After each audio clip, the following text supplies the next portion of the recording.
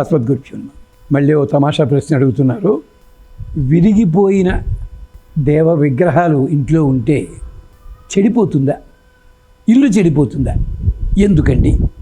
ఎవరు చెప్పారు ఇది? ఏం చేయాలి వాటిని? ఇది ప్రశ్న. బాగుంది. ఎందుకండి? మన మనుషులం, పెద్ద ఉద్యోగంలో ఉన్నవాళ్ళమే. అనుకోకుండా అవాంతరం జరిగి మన శరీరంలో ఒక భాగం పోయిందనుకోండి, అందరూ ఎలా చూస్తారండి? ఎలా తెలుసు కదా. అంటే నీకు మాత్రము అందరూ సేవలు చేయాలి తప్పకుండాను. భగవతత్వం మాత్రం అలాంటిది కాదా?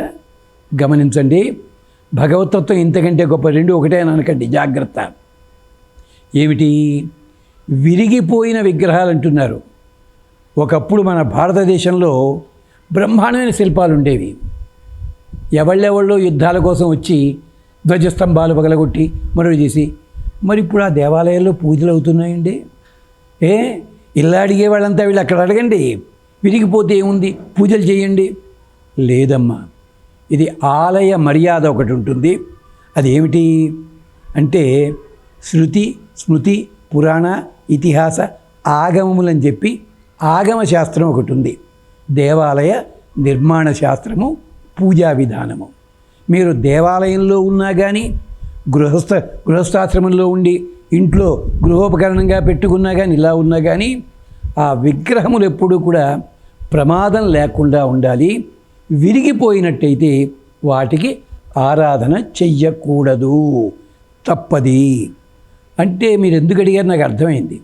మేము బెంగళూరు వెళ్ళామండి, అక్కడ దంతంతో చేసిన విగ్రహం ఒకటి, రోజుడ్డుతో చేసిన విగ్రహం ఒకటి, ఇలాంటివి తెచ్చుకున్నామండి. అనుకోకుండా అది విరిగిపోయింది. దాని ఖరీదే అప్పుడేమో 5 లక్షలు ఉందండి. ఇప్పుడు ఏం చేయమంటారండి? నువ్వు అది కొనుక్కునేటప్పుడు ఆలోచించుకోవాలి. ఏమిటో తెలుసా? ఇంట్లో పెట్టుకునే దేవతార్చనలో పెట్టుకునే విగ్రహాలు ఎంత పరిమాణం ఉండాలో తెలుసునా? ఆగమశాస్త్రం చెప్పింది బొటనవేలంత మొదలుపెట్టి జానెడు లోపల మాత్రమే ఉండాలి. అంటే 2.5 అంగుళముల మొదలుపెట్టి 6 అంగుళముల ఎత్తు మాత్రమే ఉండాలి. అంతకంటే పైనున్నట్టయితే ప్రాణప్రతిష్ఠ జరుగుతుంది. దేవాలయాల్లో పెట్టాలి. ఇంట్లో కూడా చేసుకుంటామండి. పూజల్లో ప్రాణప్రతిష్ఠ చేస్తున్నాం. ప్రాణప్రతిష్ఠ చేస్తే నైవేద్యం ఏమిటో తెలుసునా? గ్లాసుల పాలు కాదండి. చెప్పాడు మహానివేదన చెప్పి శివపురాణంలో చెప్తారు ఎంత అందంగానో. 20 మందికి సరిపడా అన్నము వండాలి ముందు. దానికి తగ్గట్టుగా పాయసం చేయాలి.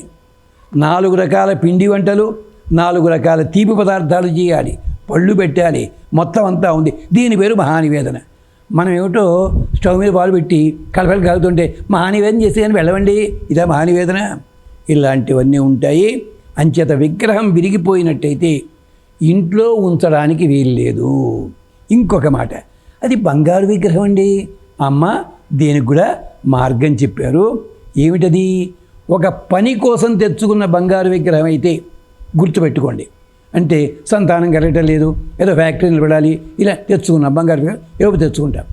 ఆ పని అయిపోయిన తర్వాత ఈ బంగారు విగ్రహం, బంగారు కానీ వెండి కానీ రాగి కానీ ఏదైనా సరే సద్బ్రాహ్మణుడికి దానం ఇవ్వాలి. నీ ఇంట్లో ఉంచకూడదు. అంటే వాడు సెకండ్ హ్యాండ్గా అమ్మేస్తానండి అన్నాడు దుర్మార్గుడు నాతోటి. అందుకనే పెద్దలు ఏం చెప్పారంటే దేవతల హుండీలో వేసేయండి అన్నారు. అంటే మళ్ళీ ఇంకో తలతిక్క క్వశ్చన్ అడిగారో చెప్పట్లేదు నేను ఇప్పుడు, పక్కనట్టే పెట్టండి. కానీ పూర్వకాలం ఏం చేసేవాడు తెలిసినా? ఎంత ఖరీదైనా కానీ దానము చేసేవారు, లేదా ప్రవహించే నీటిలో వదిలిపెట్టేసేవారు. ఇప్పటికీ ఉత్తర హిందూ దేశంలో కొన్ని దేవాలయాల్లో ప్రసాదాల పొట్లాలు ఇలాంటివి ఉన్నప్పుడు ఆ పొట్లం మీద ఒక క్యాప్షన్ ఉంటుంది, ప్రవాహయేత్. మనం ఏం చేస్తాం? ప్రసాదం తిని ఆ పొట్లం కాస్త దేవుడి ఫోటో ఉంటుంది దాని మీద, కానీ చెత్త పొట్లో వారేస్తుంటాం. అక్కడ చెప్తాడు ప్రవహించే నీటిలో వదిలిపెట్టండి. చెత్త విగ్రహాలు విరిగిపోయినట్టయితే చేయండి. అప్పుడు మీరు అడగచ్చును, ఏమండి బంగారంతో చేశామండి, దాన్ని మళ్ళీ కరిగించుని ఇంకోటి చేయొచ్చు అండి.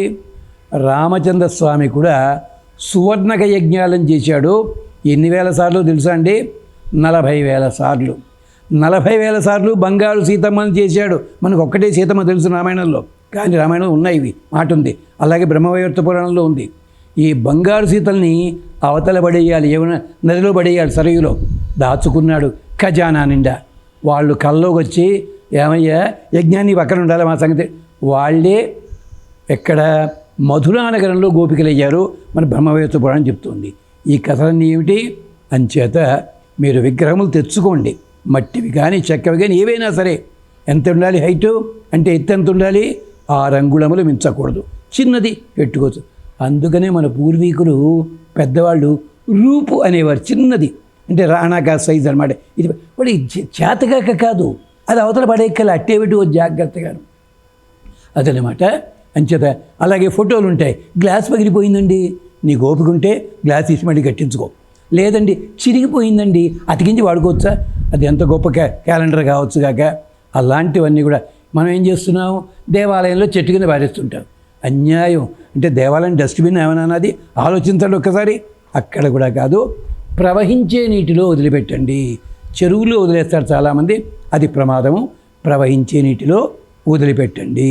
అంచేత ముందుగా తెచ్చుకునేటప్పుడే విగ్రహాలని ఆలోచించుకోండి. అంటే కొందరు అంటారు, మేము పలానా తోటికి వెళ్తానండి, అక్కడ గురుగారు మాకు ఇచ్చారండి, సంతోషం, అది ఎలా వాడాలో నువ్వు చూసుకోవాలి జాగ్రత్తగా, నేను గురువుని తప్పుపట్టను. ఇది ఆగమశాస్త్ర రహస్యము. దీనికి సంబంధించి అధర్వణ వేదంలో మంత్రాలు ఉన్నాయి. స్వస్తి.